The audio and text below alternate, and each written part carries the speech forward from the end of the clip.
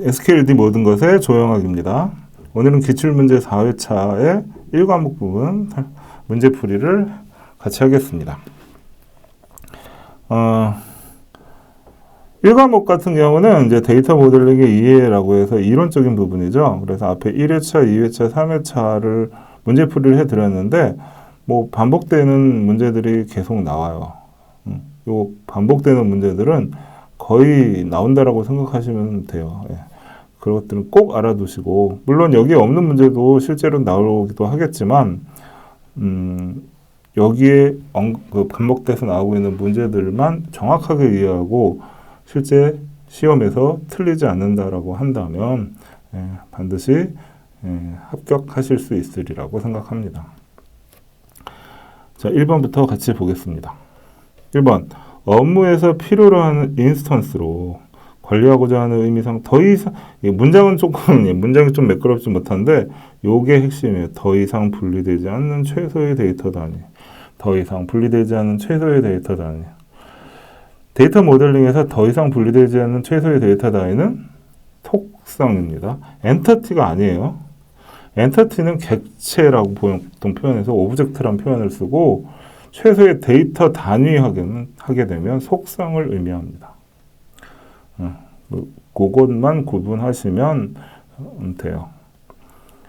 2번, 성능을 고려한, 이게 성능 데이터 모델링이라는 건데요. 성능 데이터 모델링.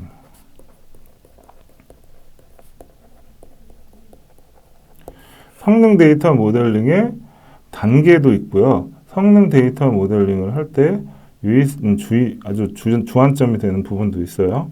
성능 데이터 모델의 단계에 대한 것도 문제가 있으니까 꼭 알아두세요.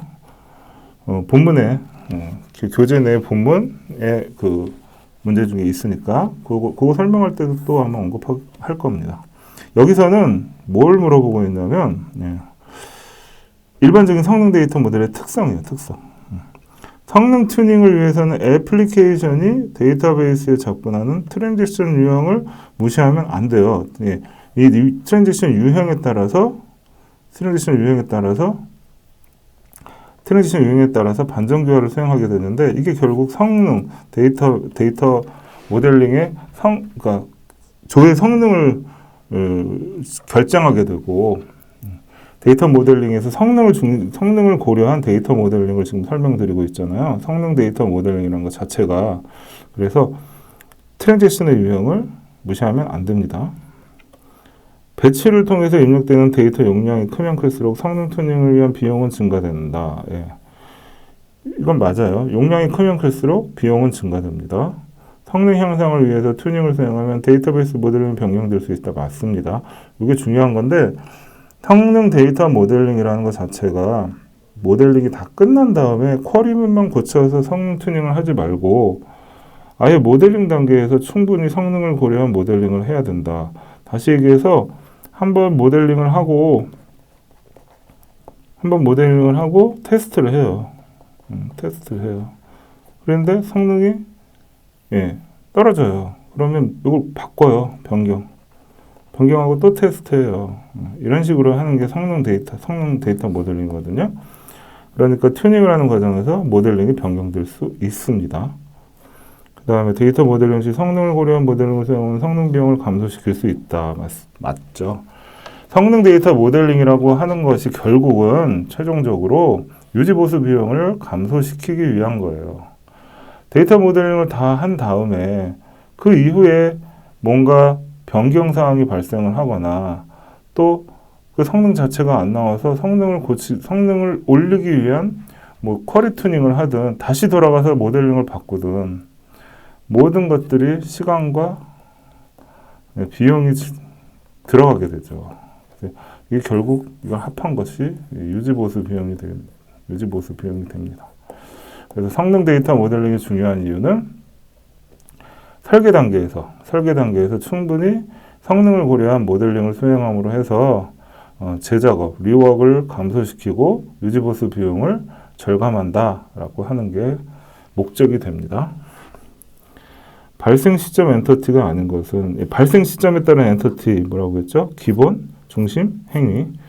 유무형에 따른 엔터티 종류는 유형, 개념, 사건. 예. 그다음 4번 다음 보기 중 아래 ERD에 대한 설명으로 올바르지 않은 것은 요거 보는 거예요. 요거 상품은 주문을 하나 이상 반드시 가져야 한다. 상품은 주문을 안 가질 수도 있죠. 상품은 주문을 하나 이상 반드시 가져야 되나요? 아니죠. 주문은 상품을 한 개 이상 가질 수 있다. 주문은 상품을 한 개 이상 가질 수 있다는, 가질 수 있죠. 가져야 한다가 아니라 가질 수 있어요. 주문은 상품이 없을 수도 있어요. 없을 수도 있어요. 없을 수도 있고, 여러 개를 가질 수도 있어요. 주문 상품은 비식별 관계로, 비식별자 관계잖아요. 점선이잖아요. 비식별 관계로 부모가 없어도 자식이 생길 수 있다. 맞죠. 답은 1번입니다. 아래의 설명 중 속성에 대한 설명이 가장 적절하지 않은 것은? 자, 여기 보면 우리은행은 예금 분류가 있고 여기 보면 원금 예치기간 이자율을 관리할 필요가 있다. 원금에 대한 이자율을 적용해서 이자를 계산한다. 원금은 1,000원이고 예치기간은 5개월이며 이자율은 5%. 요게 뭐예요? 기본 속성. 계산된 이자도 관리한다. 요건 파생 속성. 일반 예금이나 특별 예금 등에 대해서는 코드를 부여한다. 코드성 혹은 통계성 엔터티에 해당하는데 관리한다. 그래서 보기를 보면 일반 예금은 코드 엔터티를 별도로 구분하고 값에는 코드값만 포함한다. 맞고 원금 예치기간은 기본 속성이다. 맞고 이자와 이자율은 파생 속성이다. 요게 틀려요. 왜요? 이자가 기본 속성이에요. 반대로 이자는 파생 속성이고 이자율이 기본 속성이에요. 네. 이자율은 정해져 있는 거예요. 이자율은 우리가 입력하는 정해져 있는 것이고 거기에 따라서 이자를 계산해 내죠. 그러니까 이자는 파생 속성이지만 이자율은 기본 속성이에요.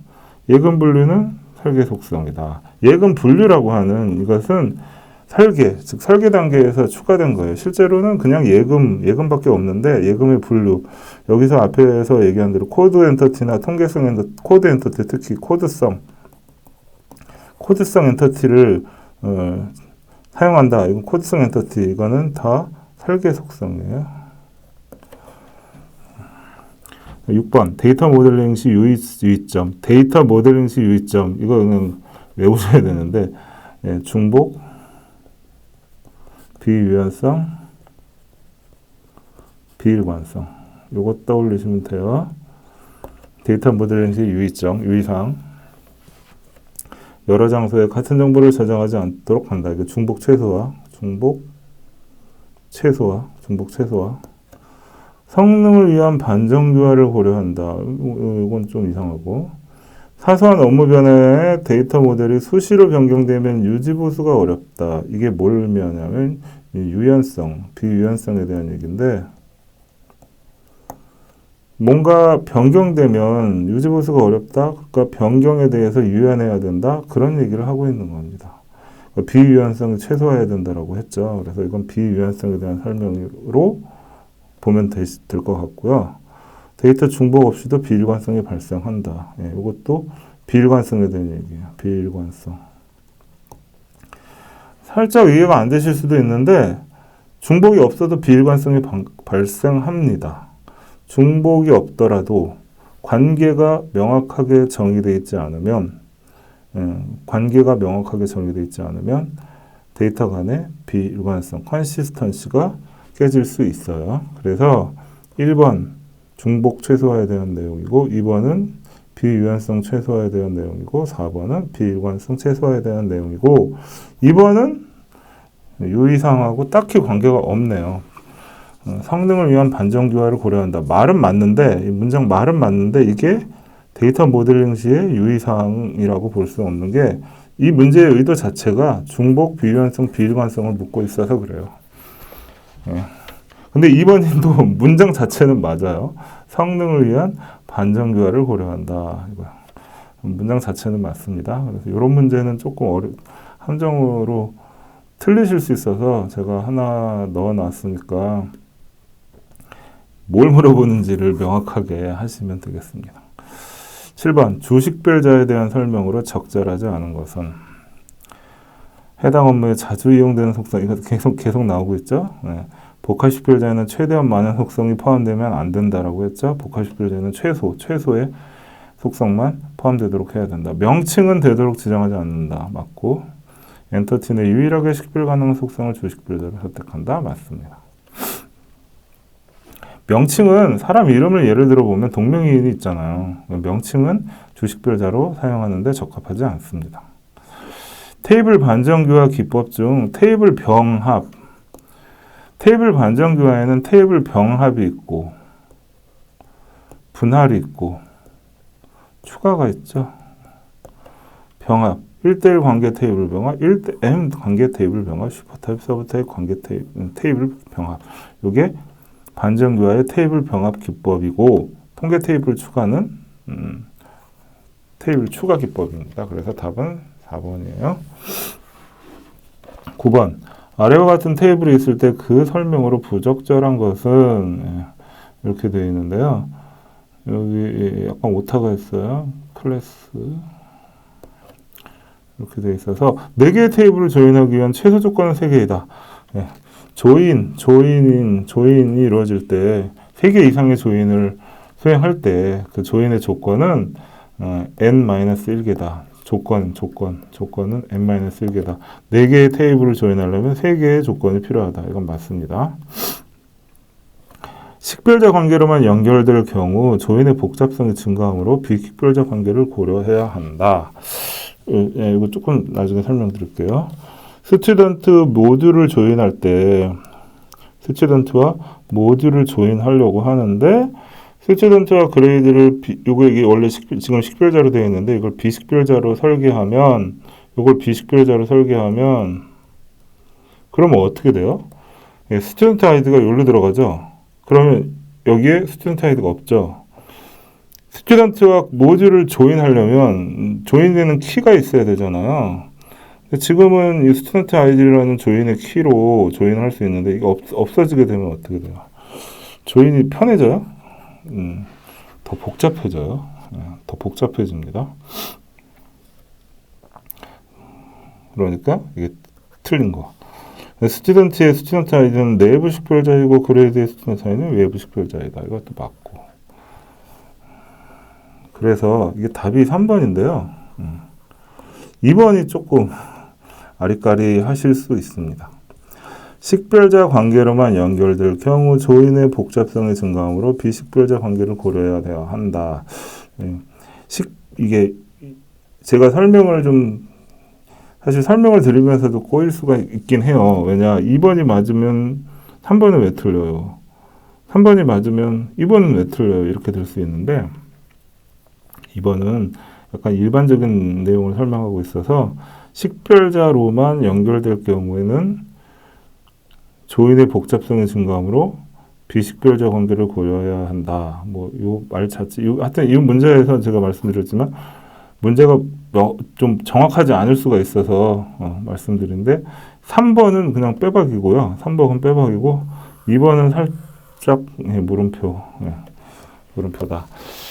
2번에 대한 내용은 제가 찾아봤는데 이건 맞다고 봐야 돼요.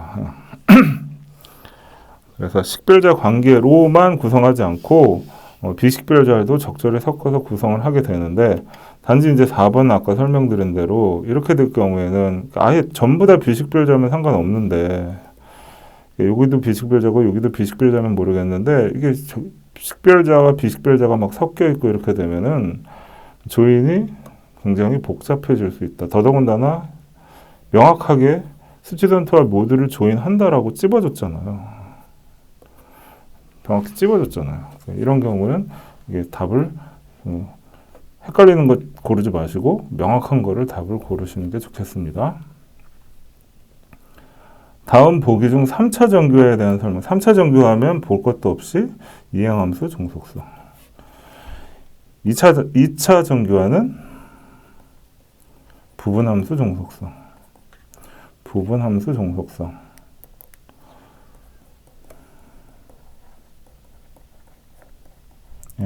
3차 정규화는 이행함수 종속성. 이건 꼭 알아두시면 좋겠습니다. 그래서 4회차에 기출문제 풀이 1과목 부분 설명드렸습니다.